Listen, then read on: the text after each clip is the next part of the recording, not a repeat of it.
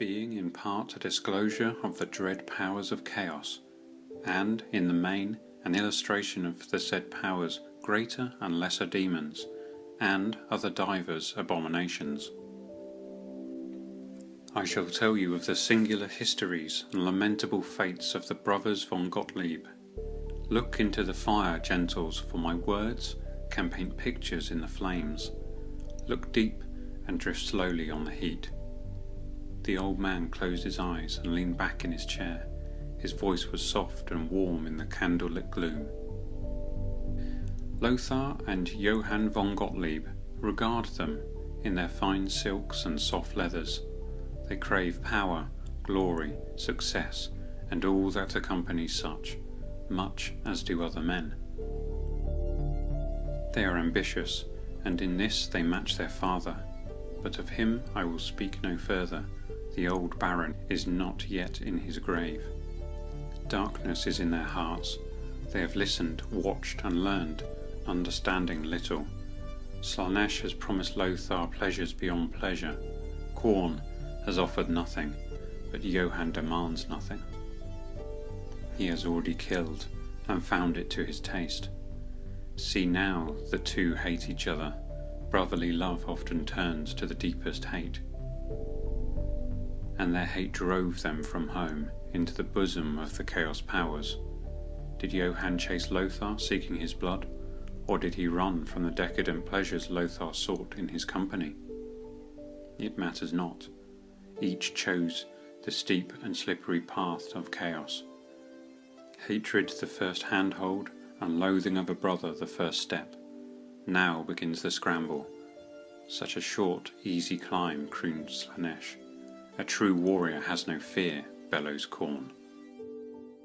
Their climb can end in but one of two ways: the triumphant shriek voiced from the throat of a newly birthed demon, or the gibbering of a once man, a chaos spawn, wallowing in the stench of its own failure, condemned by fate and abandoned by mercy. Which fate is worse? Ah, now there is a question. Shrouded and unclear stand the powers of chaos, locked in a hated lover's embrace and moving to a ceaseless dance of death in the souls of the weak.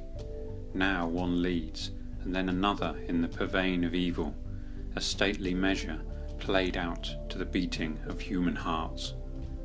The shrieks of the mindless and the suffering are its joyous melody. Still the gods dance, and their bellows of delight shake the world. The forms taken by the Chaos powers are many, varied, and often wildly bizarre in the eyes of mortals. The Chaos powers take different forms for their dealings with different races, so that it is impossible to say whether the apparent multitude of powers are actually distinct entities, or whether they are but aspects of the same being. Some claim that Chaos has spawned an infinite number of gods, who constantly struggle amongst themselves for mastery over all.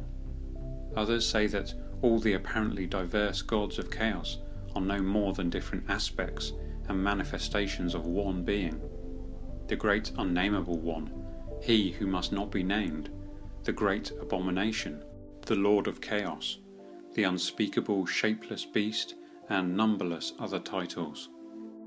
Those mortal sages and mystics who dare to theorize and debate upon the nature of the beast succeed only in attracting the unwholesome attention of the creatures of chaos.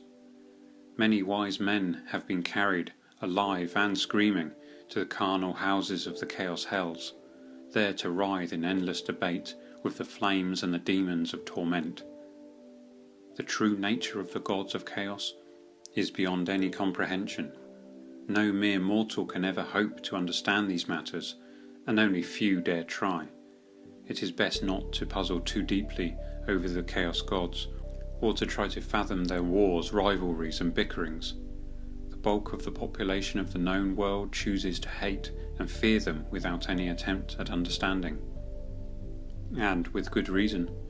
Yet for all this, a few people choose to worship the chaos gods, ignoring their inconsistencies and accepting their mastery in the hope of eventual rewards and a quick road to power.